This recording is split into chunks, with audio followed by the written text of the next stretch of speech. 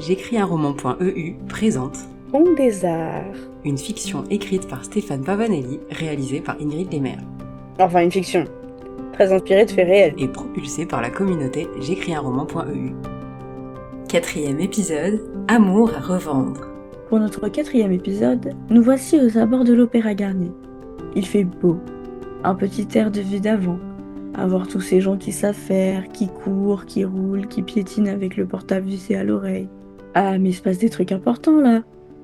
Les banquiers du coin, ils viennent de se remettre au boulot. Tu crois qu'ils feraient attention à May ? Notre fière guerrière, telle Mulan, les ignore, focalisée sur sa mission et surtout sur Google Maps. Mais quelle mission en fait ? Retrouver la preuve qu'un garçon lui a déclaré sa flamme ? Ou prouver à monsieur le maître que ces cadenas avaient une importance ? Si cette mode était si stupide, pourquoi Michel et Barack l'auraient-ils suivi ? En tout cas, notre guerrière a trouvé l'étude Colin du bocage. Elle pousse la lourde porte de bois. Deux vases Ming trônent de part et d'autre de l'entrée. Des tableaux anciens et contemporains ornent à la fois les murs et le sol. Des commodes 18e barrent le passage. Toutes sortes d'objets d'art ont envahi les lieux. Des statues, des fauteuils, des horloges. Mais ici, hors de question de traîner entre les rayons. On n'est pas à la Fnac. Bonjour, est-ce que je peux vous renseigner ? Derrière le sourire poli de la femme en tailleur, un homme en costume repositionne un tableau. Enfin, il essaie en tout cas. Faut se dire que les murs sont chargés. Oui, c'est au sujet de la vente solidaire organisée par la mairie de Paris. Est-ce que vous avez un compte chez nous ? Non, j'aurais souhaité parler à monsieur Colin du bocage. Oui, bonjour mademoiselle, c'est moi.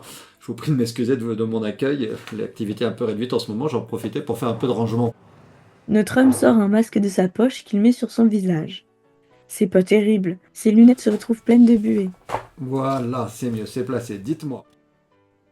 Vos vases sont très réussis pour des reproductions. Elle nous fait quoi là ? Bien sûr que c'est des copies. Sinon, il les afficherait pas à la vue de tous. Des reproductions, mais comment vous en arrivez à cette conclusion ? Eh bien, la forme mapping, les motifs représentant des fruits, litchi, grenade, pêche, ginkgo, suggèrent l'époque de l'empereur Yongle au début du XVe siècle.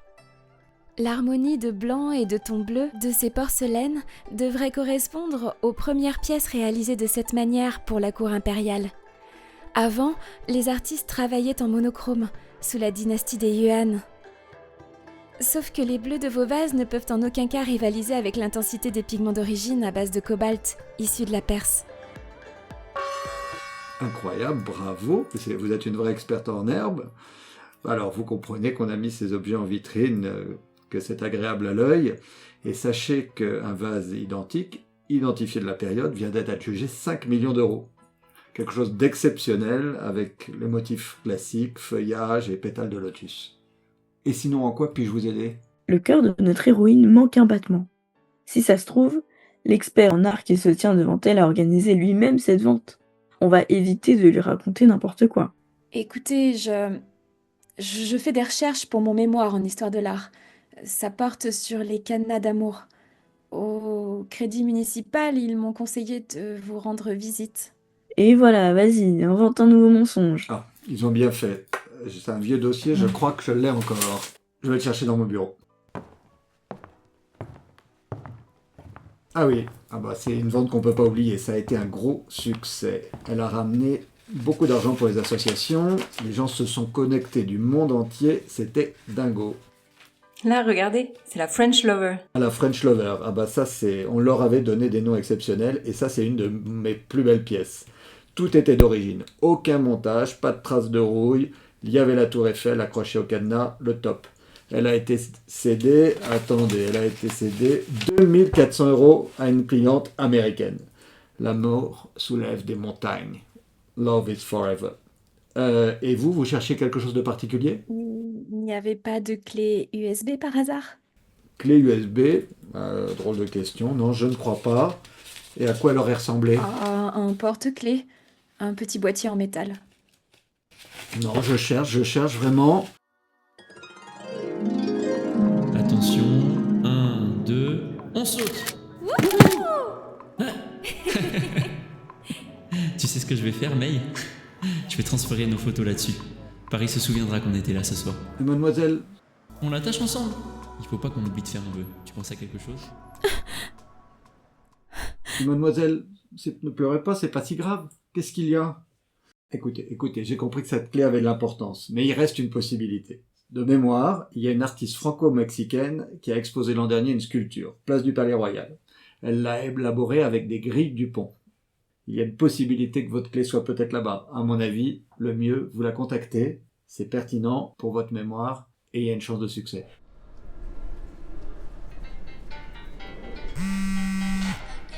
Ah zut! Votre attention s'il vous plaît. Suite à un colis suspect, le trafic est interrompu sur la ligne 13.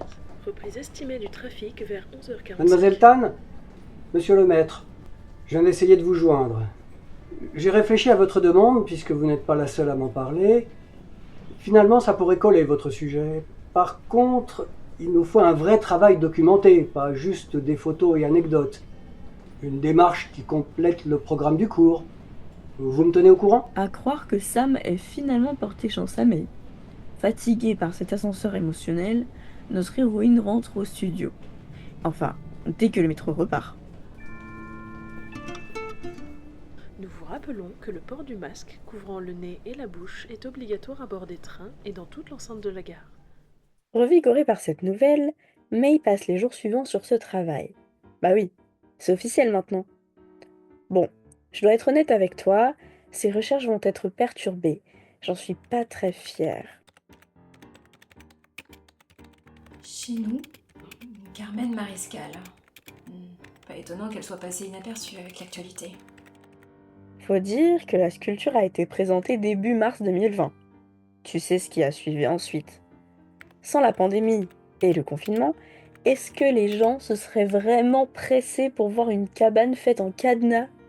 On parle d'un gros machin de près de 5 tonnes, sans porte ni fenêtre, posé là, comme ça, sur la place du Palais Royal. Comme quoi, il y a des gens encore plus chelous que May ou le pèlerin. Bonjour, Madame Mariscal. Je me permets de vous contacter au sujet de chez nous. Dans le cadre de mon mémoire en histoire de l'art, je souhaiterais... Héloïse, arrête, ça sert à rien ce que tu fais. J'en ai marre. Je veux plus piquer tout le temps avec ce truc de merde. Je retourne chez maman. C'est mieux quand sa fille est pas là, hein. Tu rentres, t'es en train de faire chier tout le monde là. Pas du tout mon genre. Alors là, je vois pas du tout de quoi vous parlez. Rencontrez pour parler de votre projet. Alors, peut-être avez-vous utilisé des matériaux particuliers en plus des cadenas. Voilà. On verra bien. Ouf, ils sont calmés. Allez May, motivation. Tu rêves de rencontrer des gens masqués au supermarché. Oula, ça va pas fort on dirait. Laisse-moi. Tu t'es fâché avec ton père? Ça peut pas être grave. Il comprend rien. Il réalise pas ce que c'est que de devoir se piquer soi-même. Moi, ça me terroriserait. En vrai, c'est pas si dur. C'est une espèce de stylo, tu pinces ta peau et après t'appuies sur le truc. Mais il faut le faire à chaque fois à un endroit différent. Ça doit être usant. Regarde, Il y a une cicatrice là sur ton front. je devais être un peu plus jeune que toi. On faisait la cuisine. Mon père a insisté pour que j'attrape les plats en haut de l'armoire. J'y arrivais pas. À quoi tu sers? Il m'a demandé. Alors je suis montée sur le tabouret et j'ai perdu l'équilibre. C'était grave. Je suis tombée, tête la première, contre la table. Une assiette s'est cassée sur ma jambe. On a dû m'entendre crier à des kilomètres à la ronde. Ça a dû te faire très mal. Je me souviens plus bien, sauf que je suis restée une journée aux urgences. Pendant longtemps, j'en ai voulu à mon père. C'était idiot. Et maintenant, il est gentil avec toi? Non, il est plus là. Mais je sais qu'il avait été très inquiet pour moi. Qu'il s'en voulait. Allez, Héloïse, rentre. Ah, vous êtes là? Désolé, Non, c'est pas grave. Et Héloïse est diabétique en fait. Et quand j'y arrive plus, je fais venir une infirmière. Mais j'arrive pas à avoir de rendez-vous. Vous en faites pas, je comprends. Bon, je dois y aller. Attendez. C'est gentil d'avoir passé un peu de temps avec elle en tout cas. Oh, c'est rien. May, j'appuierai plus sur tous les boutons de l'ascenseur. Promis. Après 1 an à vivre sur le même palier, c'est la première fois que je parlais vraiment avec May. J'ai appris plus tard qu'elle avait perdu son père à cause d'un cancer. Il n'y a pas que le Covid qui tue des gens. En fait, depuis le début, je l'aimais bien. Bon, papa aussi, mais ça lui a pris un peu plus de temps pour s'en rendre compte. C'était Pont des Arts, épisode 4, Amour à revendre. Nous remercions par ordre d'apparition dans l'épisode Nessia Ficmont, Lily Bagage, Ibellion, Lorraine Bouchillou, Patrice Véry, Glenn Johnson pour leur voix, et plus particulièrement maître Olivier Collin du Bocage pour s'être prêté au jeu de son propre rôle dans cet épisode.